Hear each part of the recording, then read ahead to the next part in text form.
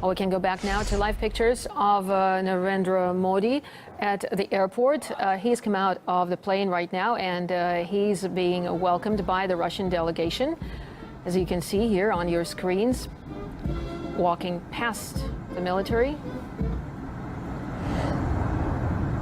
And Narendra Modi is in Russia, in Moscow, for 2 days, and during his visit in Russia, he's expected to meet with Russia's President Vladimir Putin, and together they will be hosting the Russia-Indian Summit on Thursday, where the topics will be that they will be talking about and signing deals in energy cooperation, investment, and trade. So these are the center topics that will be discussed during Modi's 2-day visit to Russia. And of course, India and Russia are expected to sign a new multi-billion-dollar weapons deal.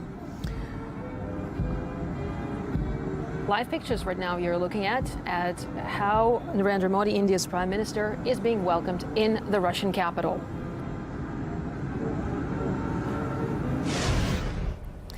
And over 100 Kurdish civilians have reportedly been killed in a Turkish crackdown on armed Kurdish groups.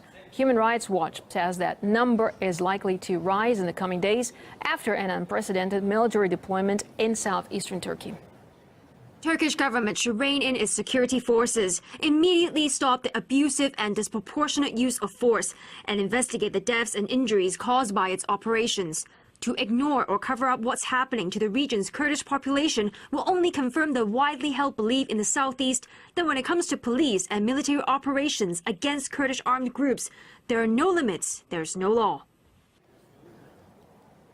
Meanwhile, thousands of demonstrators took to the streets of the mainly Kurdish city of Diyarbakir in protest at a curfew. Police used water cannon and fire tear gas to disperse the crowds. The violence follows weeks of fighting across the Kurdish southeast.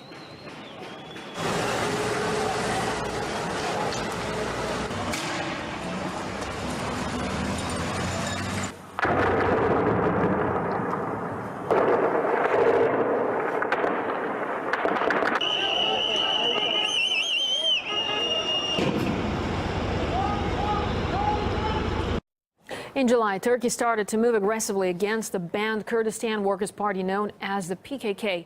The country's prime minister said there were clear military objectives.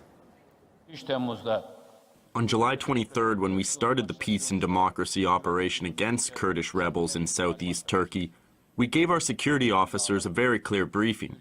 You will carry on your duty throughout Turkey's mountains, valleys, and lowlands, and our city's streets to flush out these terrorist elements. But civilians have been caught up in the conflict, with reports of schools being burned down. More than 100,000 students have been unable to go to school across the region, and many districts are still subject to long curfews, sometimes lasting weeks.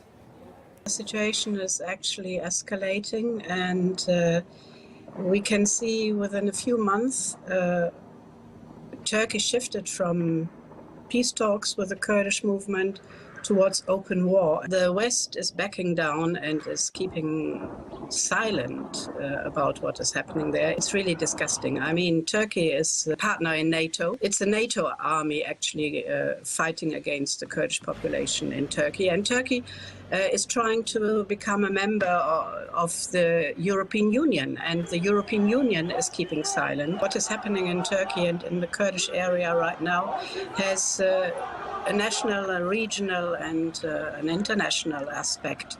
And within Syria, the Kurdish movement is fighting effectively against ISIS. Now, the Kurdish minority is seen as an effective force in the fight against Islamic State on the ground.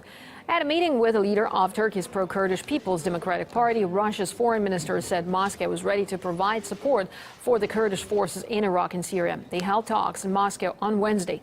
The visit comes amid a diplomatic crisis between Turkey and Russia, which erupted when Turkish fighter jets downed a Russian bomber near the border with Syria.